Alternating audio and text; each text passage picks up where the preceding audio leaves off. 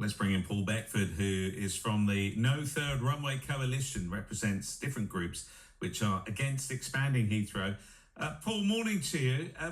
Give me an idea, what do you think of, this report that we could be seeing less money to protect people who could be, getting extra noise?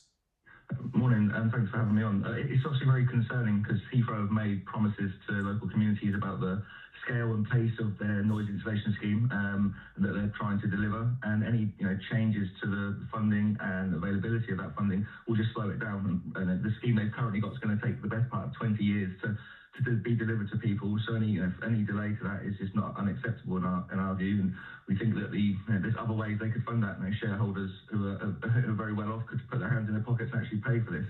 And I think that the bigger concern is when you start talking about expansion, it does mean that any promises around these potential compensations or mitigation measures just may not be able to be believed because it may not be possible for them to deliver them. We've been talking about this for so many years. The airport and business groups argue that the economic benefits, including jobs, will be huge.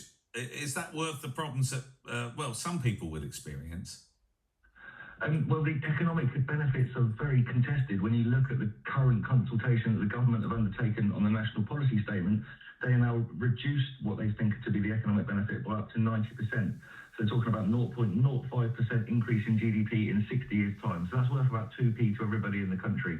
So I'm not sure that's the sort of growth that government should be trumpeting as a flagship programme. I think the real benefit will be to the people that own Heathrow as they can get the expansion through. So we always dispute the economics. I think the bigger concern is what we're seeing in the analysis now is that the environmental case against and the local impacts for people are just so great and so vast that there's no way that this project should be going ahead at all. What about if it was somewhere else, Paul? Well, as a coalition, we've never tried to export the problems associated with Heathrow expansion elsewhere. But if you look around the country now, you've got major expansions planned at around 8-9 airports in the country. So those airports are being expanded already. I would argue there's plenty of capacity across those airports that you don't actually need the capacity that a third runway would release.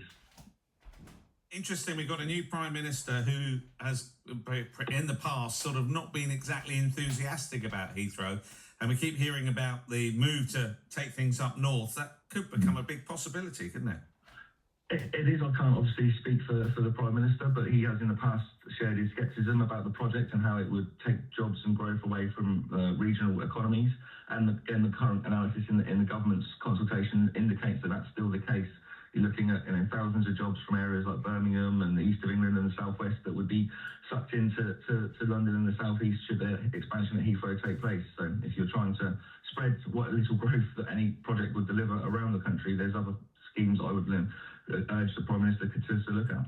Interested to hear from you. Appreciate you coming on. We did ask Gatwick to comment. They said they didn't wish to. Heathrow, though, have sent us a statement saying the comparison isn't like for like. Gatwick operates 24 hours a day with no ban on night flights while they're providing slightly higher compensation in lower noise areas. It is for a far narrower pool of people impacted.